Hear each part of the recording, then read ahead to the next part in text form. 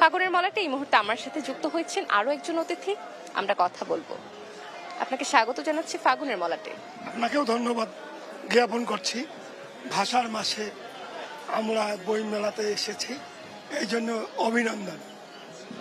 আপনার যে হাতের বইটি রয়েছে, কেউ খোঁজ রাখেন এই বইটি আসলে কি কবিতার বই নাকি কোনো উপন্যাস? বইটি আসলে কি আমরা জানবো? এটি উপন্যাসের বই। বিষয়টি হলো, বর্তমান সমাজ ব্যবস্থায় আমরা সভ্যতা কিছুটা দূরে চলে গিয়েছি। বৃদ্ধ বাবা মাকে ছেড়ে তার ছেলে মেয়েরা তখন দূরে চলে যায়, তখন বাবা মার ভেতরটা হাহাকার করে ওঠে, কিন্তু বাবা মার দিকে কেউ খোঁজ রাখে না।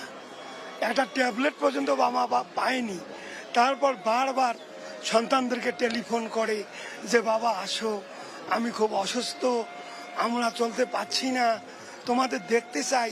তারা এত ব্যস্ত, আধুনিকতায় পড়ে এত ব্যস্ত যে বাবা মার খোঁজটুকু আর নিতে পারে না। সমাজের একটি আসলে খুবই গুরুত্বপূর্ণ একটি সমস্যা নিয়ে আপনি বইটি লিখেছেন। এটি কততম প্রকাশনা আপনার? এটি আমার 14তম প্রকাশনা। 14তম প্রকাশনা বলছেন। আপনি তো অনেকগুলো জীবনের বইমেলা দেখে ফেলেছেন, কেমন লাগছে বছরের বইমেলা? কোনো দিক দিয়ে কি ভিন্নতা পরিলক্ষিত হচ্ছে কিনা? তার আগে আমি ধন্যবাদ জানাবো ফাগুনের মলাটকে। বরাবরই আমি প্রতি বছরেই ফাগুনের মলাটে এসেছি।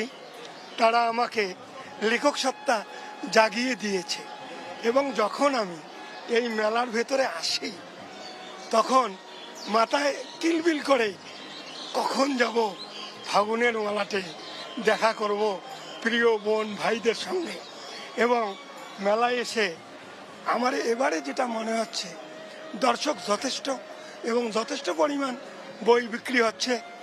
36-এর গণ অভ্যুত্থান হয়েছে, আমরা সেই দিক থেকে ভালোই রয়েছি এবং বইও যথেষ্ট বিক্রি হচ্ছে। মেলায় সরগম যথেষ্ট। ধন্যবাদ।